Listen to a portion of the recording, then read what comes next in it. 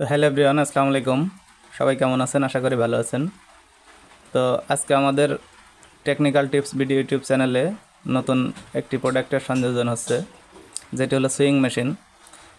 তো এই সুইং মেশিনের যাবতীয় সমস্যার সমাধান কিন্তু আমাদের চ্যানেলে পর্যায়ক্রমে পেয়ে যাবেন। তো মোটামুটি সব হোম অ্যাপ্লায়েন্স প্রোডাক্টেরই ভিডিও পাবেন। তো দেখুন, আজকে আমরা নিয়ে এসেছি একটি সুইং মেশিনের সুতো কেটে গেলে বা বারবার সুতা কাটে কী কারণে এবং এর সমাধান নিয়ে কথা বলবো আজকে। তো আমরা আর দেরি না করে মূল ভিডিওয় চলে যাই। তো দর্শক, চ্যানেলটি সাবস্ক্রাইব করে পাশে থাকবেন। তো দেখুন দর্শক, এই যে জিনিসটা, এটা আমি খুলে দেখাচ্ছি আপনাদের। এটির নাম হলো প্রেসার ফিড, এই যে বা চাপ বলে অনেক ক্ষেত্রে। তো এই চাপ বা প্রেসার ফিড এটির কারণে কিন্তু আমাদের সুতা কেটে যেতে পারে। যেমন এই দেখেন, এটি ঠিক আছে। তো দেখুন, এখানে যে ছিদ্রটা আছে, এই সুচ ওঠানামা করে এই ছিদ্র দিয়ে।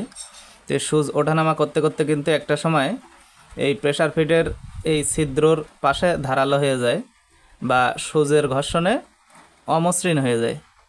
তো এই প্রেসার ফিড যদি অমসৃণ হয়ে যায়, এই যে এই ছিদ্রর কানাগুলো যদি অমসৃণ হয়ে যায়, তাহলে কিন্তু আপনার সুতা কাটে। কারণ সুতাটা যখন অমসৃণ জায়গাতে চলাচল করবে তখন সে কেটে যাবে। তো সেক্ষেত্রে কিন্তু আপনারা প্রাথমিকভাবে এই জিনিসটা চেক দেবেন যে প্রেসার ফিডের এই ছিদ্র অমসৃণ হয়ে গেছে কিনা।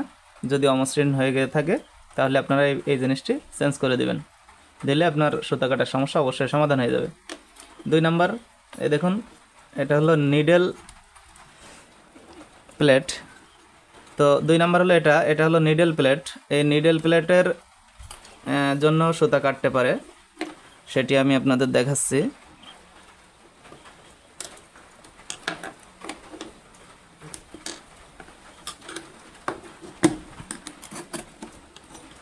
তো দেখুন, এই যে নিডেল প্লেট দেখছেন, এই নিডেল প্লেটের এখানে কিন্তু একটা ছিদ্র আছে, যেটা দিয়ে সুচ ওঠানামা করে। আপনারা দেখতে পাচ্ছেন যে এই ছিদ্রটা কিন্তু সুচের আঘাত লাগতে লাগতে কিন্তু এটি অমসৃণ হয়ে গেছে বা ধারালো হয়ে গেছে।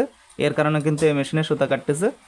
ঠিক আছে, তাহলে এই নিডেল প্লেটটা চেঞ্জ করে দিলে কিন্তু আপনার এই সুতা কাটার সমস্যা সমাধান হয়ে যাবে।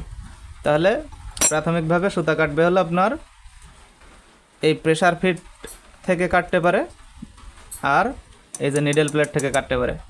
তো দেখবেন যে কোনটা ধারালো হয়ে গেছে, সেটি চেঞ্জ করে দেবেন। আশা করি আপনার সমস্যাটি সমাধান হয়ে যাবে। তো দর্শক, এটাই ছিল আজকের ভিডিও। তো ভালো লাগলে চ্যানেলটা অবশ্যই সাবস্ক্রাইব করবেন। তো সবাই ভালো থাকবেন, সুস্থ থাকবেন। আল্লাহ হাফেজ।